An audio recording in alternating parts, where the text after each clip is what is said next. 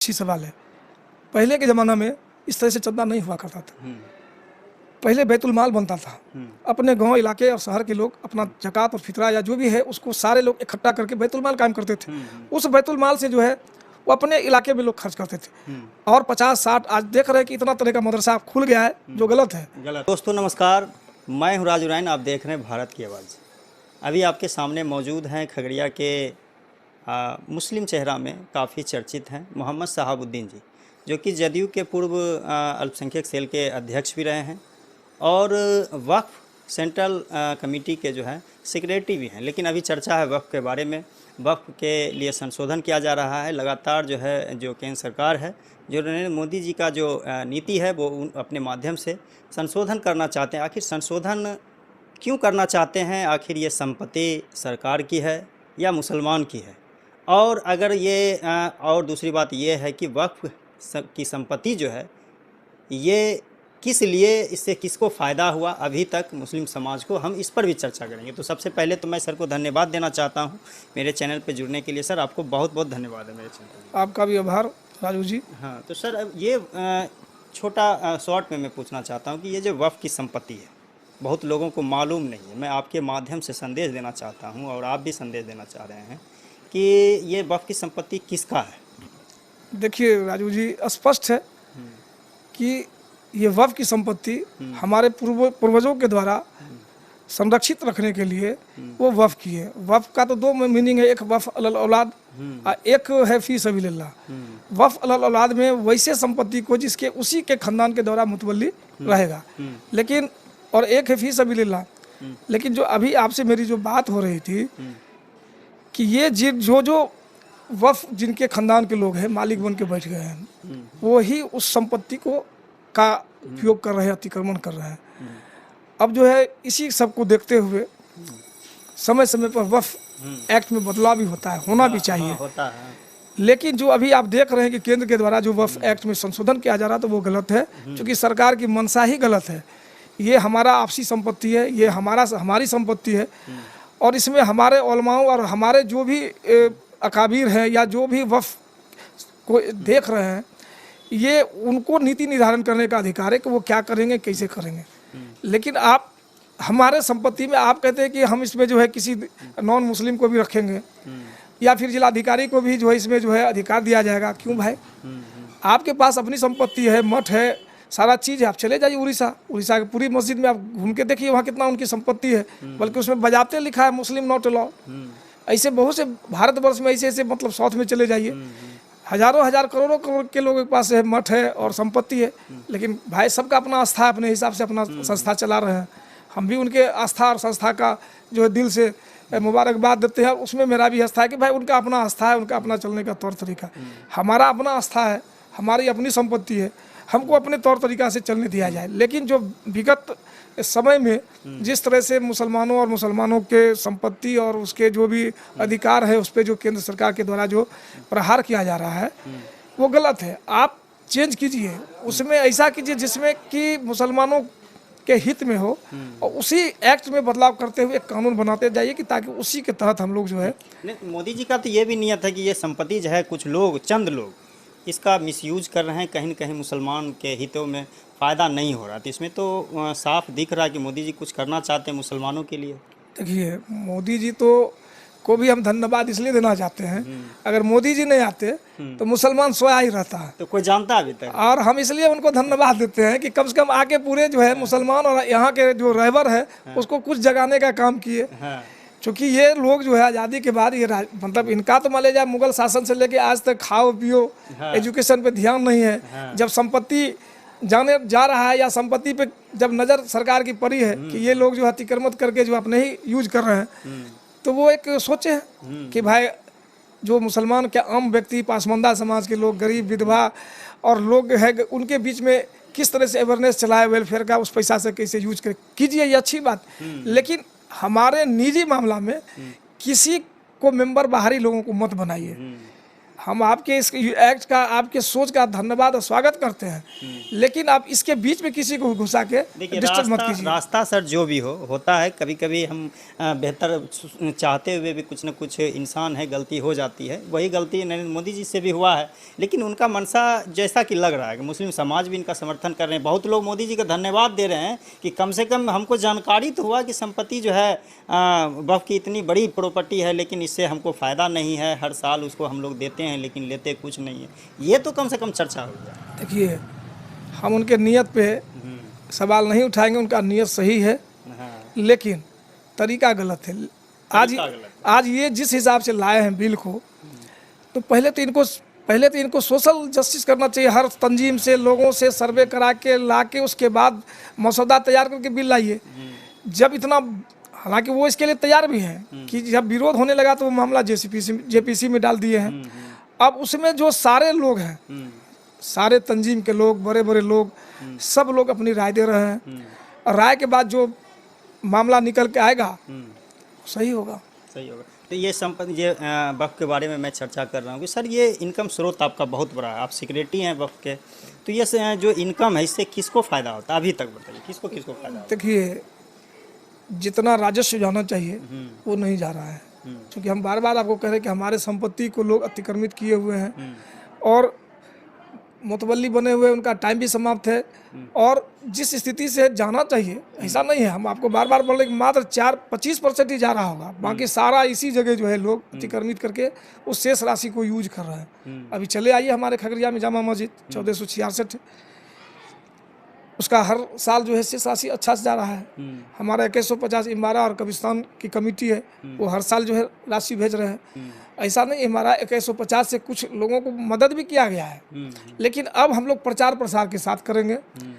इस राशि को कहाँ खर्च करना है उसके लिए एक काम होगा, चाहे मेडिकल कैंप लगे या कम्बल बटे या पानी हो। सबसे पहले ज़रूरी है, देखिए सर आपसे निवेदन है, गुजारिश है कि आप खगड़िया ज़िला के एक जिम्मेदार व्यक्ति हैं। सर आपसे मेरा एक निवेदन है, मैं पब्लिक की तरफ से बोलना चाह रहा हूँ कि मुस्लिम समाज में अवेयरनेस की कमी है और शिक्षा की कमी है। लगातार गैर मुस्लिम भी आवाज़ उठाते हैं कि जो है मुसलमान एजुकेशन की तरफ ये ध्यान नहीं देते हैं, बच्चों को पढ़ाते नहीं हैं, जिसके कारण ये देश पर एक बोझ बना हुआ है।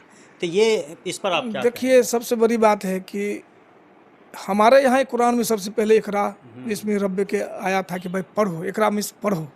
ये तो 1400 साल पहले से ही लोगों को अवेयरनेस किया गया था। ऐसा नहीं कि एजुकेशन है, एजुकेशन का जो म्यार आप पिछले बार देखिए, आप चले जाइए वार्ड नंबर 21 हाजीपुर में, पहले एक भी बच्ची मैट्रिक ग्रेजुएट नहीं थी, लेकिन आज चैलेंज से आप जाइए, घर सर्वे कीजिए, हर घर में बच्चियां आपको मैट्रिक तो कम से कम मिलेगी, अब तो ग्रेजुएट भी कर रही है।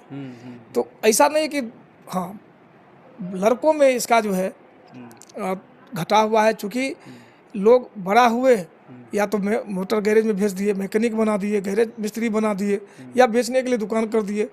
तो इस तरह के चक्कर में जो है बच्चों को जो है, लड़का नहीं पढ़ रहा है ठीक से, लेकिन लड़कियां, आप घूमिए, आपको डाटा लेना है, आप चले जाइए अल्पसंख्यक कल्याण ऑफिस में, आप देखिए कि कितनी अल्पसंख्यक बच्चियां जो जिनको की प्रोत्साहित राशि मिला है, कितने संख्या में मिला है, आपको वहां से भी डाटा मिल जाएगा। तो निश्चित रूप से ऐसा आप नहीं कहिए कि वन वे मत करना है। सर आपके पास जब इतना संपत्ति, ये जमीन है वक्फ का, तो उस पर आप यूनिवर्सिटी बनाइए, मेडिकल इंस्टीट्यूट बनाइए, जो कि मुस्लिम बच्चे को पढ़ने में दिक्कत ना हो, उसको सहूलियत मिले। जितना सहूलियत आप अपने समाज को देंगे उतना वो आगे बढ़ेगा। देखिए, अभी तो हिंदुस्तान में है ना, अब देखिए कि AMU है, जामिया है, अब चले जाइए मतलब जो है महाराष्ट्र में एक अक्कल कुआं है, जहां आपको जो है एक हाफिज से लेके डॉक्टर से लेके MBA सब चीज़ पढ़ाया जा रहा है। अब बचा हमारे बिहार में, बिहार में भी यहाँ हमारे बहुत से शिक्षाविद आए थे, मजरूल हक अरबी फारसी का आपका यूनिवर्सिटी खुला हुआ है, ऐसा नहीं है, आप उससे भी अपना जो है एजुकेशन लीजिए। अब उसका ब्रांच हर जगह जाए, उसके लिए हर तंजीम को, चाहे वो इमारत सरिया हो, चाहे वक्फ बोर्ड, सुन्नी वक्फ बोर्ड के लोग हों, जहाँ जहाँ वक्फ का बहुत बड़ा जो एरिया है, यहाँ से इनकम या ज़मीन है, वहाँ पे लोगों को PP मोड पर भी खोलना चाहिए। हालांकि ऐसी बात नहीं है, एजुकेशन पे अभी हमारे जो सूबे के माननीय मुख्यमंत्री जी है वो चिंतित हैं। आप देखिए, हज भवन जाइए, हज भवन में फ्री ऑफ कॉस्ट अल्पसंख्यक समाज के बच्चों को BPSC की तैयारी, UPSC की तैयारी, कंपटीशन की तैयारी किया जा रहा है, जिसका रिजल्ट आप देखिएगा कि अभी बहुत से दरोगा का रिजल्ट देखिएगा, वहीं से बच्चे जो है पढ़ के जो है जहाँ एक नहीं होता था 40-40 बच्चे हैं। वहीं से लोग एजुकेशन लेके वैसे गरीब लोग जो उनके पीछे जो है तैयारी किया। आप चले जाइए बीपीएससी से, कितने डिप्टी कलेक्टर वहाँ से बन के और डीएसपी बन के निकले हैं। ऐसी नहीं है, सरकार अपने लेवल पे काम कर रही है। और ऐसा नहीं है कि अब सरकार और तंजीम की ही जवाबदेही है, हमारे आप जैसे लोगों की भी जवाबदेही है कि जो जिस शहर में है, जो जिस गांव में है, हमारा भी काम बनता है कि अपने गांव में, अपने भाई में, अपने पड़ोसी को जो है एजुकेशन के बारे में बताना है और इसका क्या क्या फ़ायदे हैं उसको बताना है। और सबसे आसान तरीका हमारे यहाँ है कि हर जुमा को जो है मस्जिद है, इमाम है, आप उसमें एक टॉपिक दीजिए ना इमाम साहब को कि आप एजुकेशन पर ही आज जो है लोगों को अवेयरनेस कीजिए। जी जी, तो बिल्कुल। इससे बड़ा जो है प्लेटफॉर्म हमारे पास नहीं है कि एक साथ अगर सारे मस्जिद में और इसी एक टॉपिक पर 1 महीना हो, 4 तो लगातार अगर करिएगा तो निश्चित रूप से जो है इंशाल्लाह। आप जो सर बोले हैं बहुत अच्छी बात बोले हैं, लेकिन होता क्या है कि इमाम साहब को जानकारी कुरान की है, वो कुरान के अलावा हट के बोलने में उनको दिक्कत होता है। मैंने इस चीज़ को महसूस किया है। मैंने कई बार इमाम साहब को बोले भी हैं मस्जिद जाकर कि इमाम साहब आप एजुकेशन पे चर्चा किया कीजिए हमेशा, कम से कम 5 जुमा अगर मंथ में होता है तो आप 1 जुमा चर्चा एजुकेशन पे कीजिए, हालात हाजरा पे कीजिए और समाज में क्या कमी है उस पर कीजिए। लेकिन वो हट के बात करने से पता नहीं वो कतराते हैं और घबराते भी हैं और मीडिया से ऐसे दूर भागते हैं, लगता है कि हम लोग उनके दुश्मन हैं। मैं तो चर्चा इसलिए करना चाहता हूँ कि समाज में ज़्यादा से ज़्यादा मैसेज जा सके और लोगों में ये जो बहस है, ये चर्चा है, उनको समझे क्या मोहम्मद शहाबुद्दीन जी क्या समाज से कह रहे हैं। अभी जैसे आपने कहा कि एजुकेशन की पहले से परसेंटेज की मात्रा जो है बढ़ा है, लेकिन कुछ आप लोग के मेहनत से ही बढ़ा है। तो अगर और लोग मेहनत करेंगे तो और बढ़ेगा। ये तो सही बात है कि जो भी अपने अपने इलाके में मुखिया जवाबदेही लोग हैं जो रहबरी करते हैं, उनको तो सबसे पहले इस पे ही एक पॉइंट बना के काम करना चाहिए। दिक्कत क्या है कि हमारे यहाँ जो इमाम हैं वो भागते हैं, गलत है, क्योंकि कुरान से ही सारा चीज़ बता गया है। दीन की रोशनी में आप एजुकेशन के बारे में लोगों को बताइए। हाँ। ये बताना पड़ेगा। और जो भी मस्जिद के मुतवल्ली हैं, कमेटी के लोग हैं, उनको ही लिख के देना चाहिए कि इमाम साहब आपको इस टॉपिक पर आज बात करनी है। बहुत से लोग, बहुत से जगह जो है इमाम आए, खड़ा हो गए, अपने हिसाब से बेचारा जो है जन्नत जन्नत जन्नत, ठीक है, सब बस सही है। आप हर इस तरह से बोल के मुसलमानों को भयभीत मत डराइए।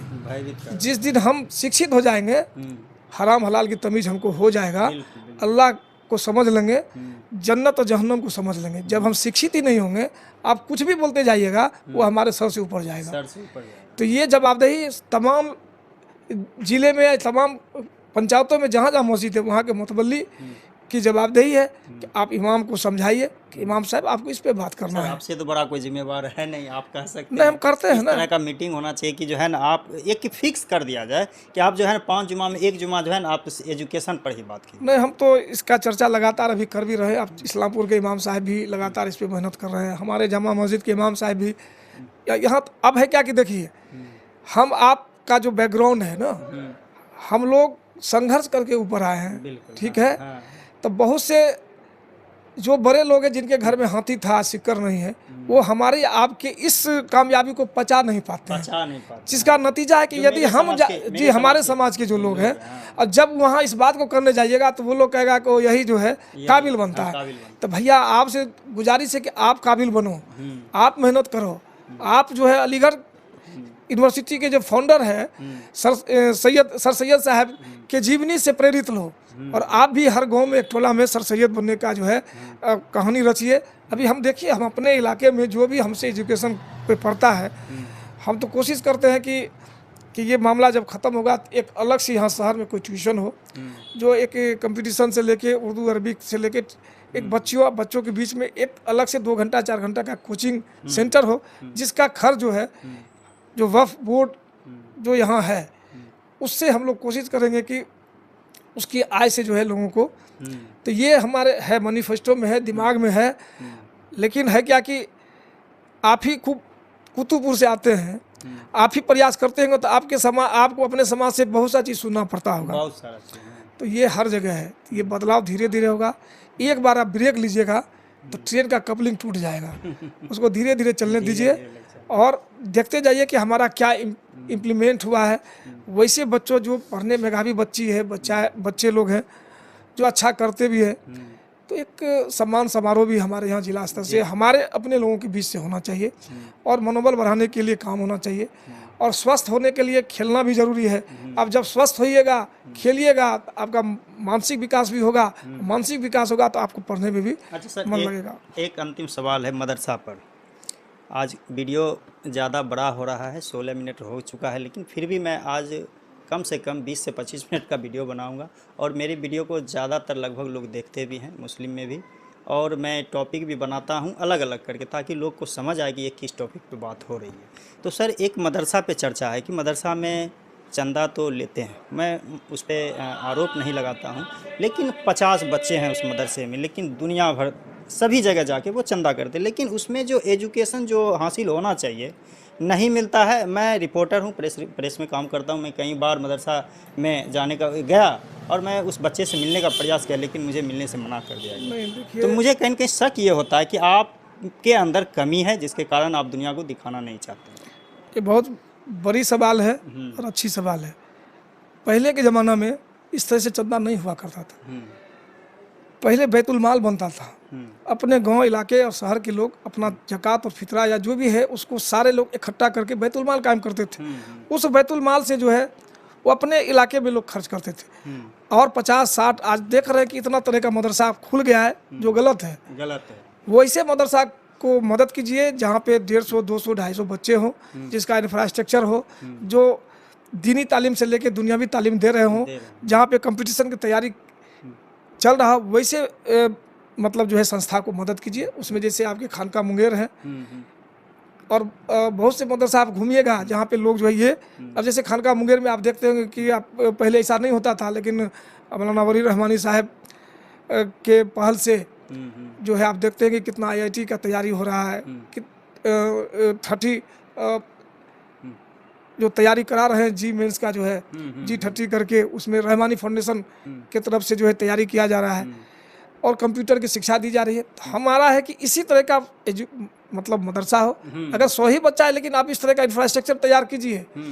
आप आते हैं मदरसा से फारिग होते हैं, कोई काम नहीं है, जबकि हर मदरसा में टेक्निकल एजुकेशन होना चाहिए ताकि जो भी हाफिज है वो इस तरह से रसीद लेके, फर्जी रसीद बना के, पापी पेट के चलते जो है गलत नहीं करे।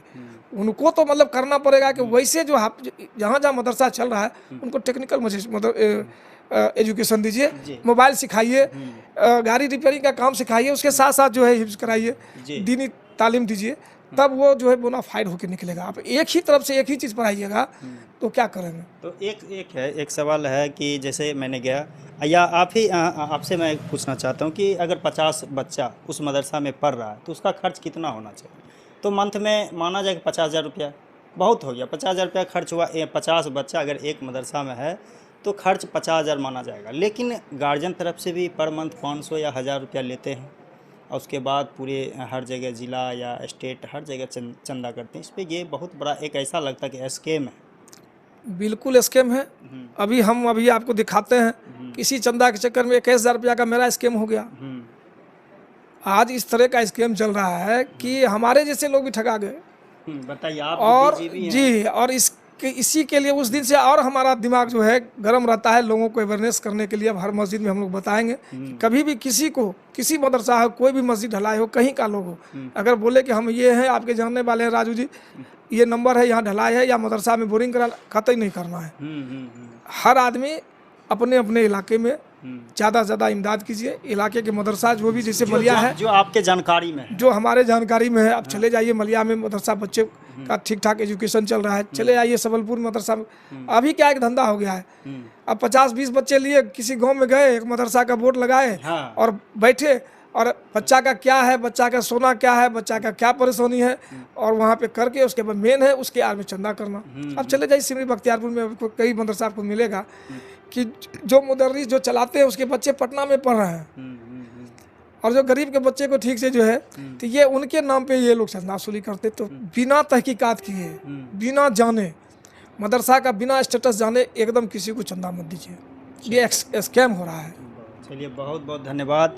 आपसे बात कर रहे थे खगड़िया के जो माइनॉरिटी के बहुत बड़े चेहरा हैं मोहम्मद शहाबुद्दीन जी, और हमेशा बेबाकी अंदाज से आपने देखा कि वीडियो में लगातार खुल कर बोले कहीं उनमें हिचकिचाहट नहीं देखी गई। और जो है मदरसा पर भी मैंने सवाल किया कि इसमें जो बच्चा जो भी है उसके खर्च के अनुसार चंदा उससे कई गुना चंदा किया जाता है, लेकिन स्कैम है, ना उसका कोई हिसाब है। बस वही मदरसा में 2 से 4 लोग हैं, उनके निगरानी में होती है। अगर कोई मीडिया प्रेस पहुंचती है तो उसको बताने से भी इनकार जाते हैं। ये बहुत बड़ा सवाल। अगर मेरा बच्चा या मेरे समाज का ही कोई छात्र पढ़ रहा था, ये मेरा भी जिम्मेवारी कि मैं उसके पीछे देख रेख करूँ। ये शौक़ अगर किसी के पास किसी के पास हुआ है, शौक़ हुआ कि हम देखेंगे, तो उसको और बढ़ चढ़ के मदरसा को दिखाना चाहिए कि हाँ आइए मेरे मदरसा को देखिए। लेकिन ऐसा होता नहीं है। फिर मैंने वक्त पे सवाल किया, वक्त पे सर ने कहा कि ये कहीं न कहीं कमी है, हमारे कमेटी के अंदर भी, वक्त के अंदर भी कमी है, जिन्होंने भारी मात्रा में गलती की है। और वो संपत्ति तो ठीक है, कहीं ज़मीन तो अतिक्रमण है, राजेश जितना जाना चाहिए उतना जा नहीं रहा है, लेकिन जितना ही जा रहा है उस पैसे से सही इस्तेमाल होना चाहिए। लेकिन मेरे ख्याल से इस्तेमाल उस ढंग से नहीं है। लेकिन ये मेरा आपसी मामला है, घरेलू मामला है। अगर इसमें कोई दलील करता है तो ये गलत है। अगर केंद्र सरकार भी इसमें हस्तक्षेप करते हैं तो वो गलत है। मैं इसका कड़ी निंदा करता हूं। और मैं बता दूं कि भाजपा के बहुत बड़े मंत्री नेता हैं मुख्तार अब्बास नकवी, वो भी विरोध चले गए अपने पार्टी और अपने सरकार से। वो कहा कि ये मेरा घरेलू मामला है, इसमें आप इंटरफेयर क्यों कर रहे हैं। लेकिन मुस्लिम समाज भी धन्यवाद दे रहे हैं और सर भी धन्यवाद दिए कि मोदी जी का मैं ये एहसान ज़रूर कहूँगा कि उन्होंने हम लोगों को बहुत बड़ा जानकारी दिया और इस मामले में पूरे समाज को जानकारी दिया। इसके लिए मैं धन्यवाद देता हूँ। तो चलिए देखते रहिए भारत की आवाज़। अगर अच्छा लगा तो लाइक और इस वीडियो को ज़्यादा से ज़्यादा मुस्लिम समाज में शेयर करें ताकि इससे अवेयरनेस पैदा हो। देखते रहें भारत की आवाज़। नमस्कार।